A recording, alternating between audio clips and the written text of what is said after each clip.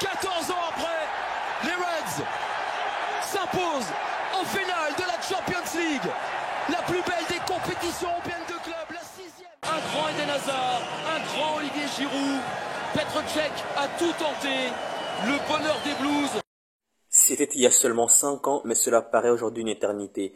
À l'issue de la saison 2018-2019, 4 clubs anglais étaient en finale des Coupes d'Europe. Liverpool-Tottenham en Ligue des Champions et Arsenal-Chelsea en Ligue Europa. Après une décennie de domination des formations espagnoles, il s'agissait alors du symbole d'un retour en force des clubs anglais sur la scène européenne, appelés à régner à nouveau sur les compétitions continentales.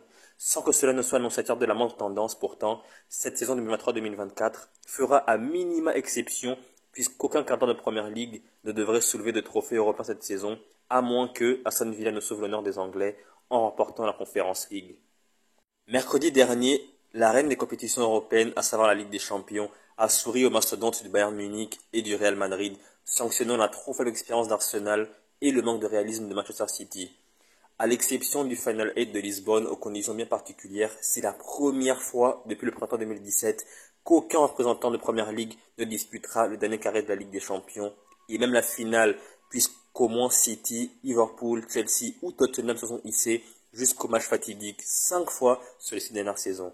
Dans la course au titre de Première Ligue cette saison, avec Arsenal et Manchester City, les restes de Liverpool ont eux aussi dit adieu à leurs ambitions européennes, et ce, dès les quarts de finale, après avoir été éliminés par l'Atalanta Bergame. Les grands noms du championnat anglais auront tous déserté la scène européenne, et ce, dès la mi-avril. Une débandade débutée dès l'automne au fil d'une campagne catastrophique de Man United, quand Newcastle se cassait les dents sur un groupe trop relevé pour son grand retour dans la compétition, et enfin Chelsea et Tottenham n'avaient pas daigné participer, largués l'an passé dans un championnat devenu extrêmement concurrentiel.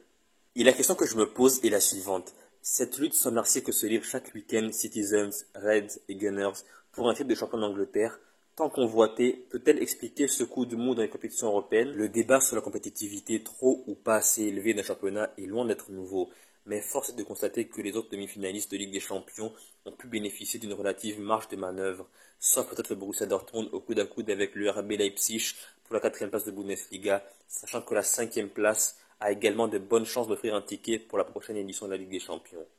La semaine dernière en Ligue des Champions, City comme Arsenal n'étaient pas loin du compte, finalement vaincus sur les fameux détails du très très haut niveau. Ces fameux détails du très haut niveau auraient-ils tourné en leur faveur si leurs organismes avaient été moins sollicités chaque week-end? Et ça, personne ne le saura jamais. Yeah, we did everything more than well, so in all departments, so we were outstanding the way we played, and unfortunately we could not win, and congratulations Madrid. Il n'empêche, le constat est limpide. Seul pays avec l'Espagne à compter 8 clubs qualifiés pour les Coupes d'Europe, l'Angleterre se retrouve avec un seul club qualifié en demi-finale de Coupe d'Europe. L'Espagne n'est guère mieux lotie avec seul le Real Madrid encore en lice dans les 3 compétitions européennes.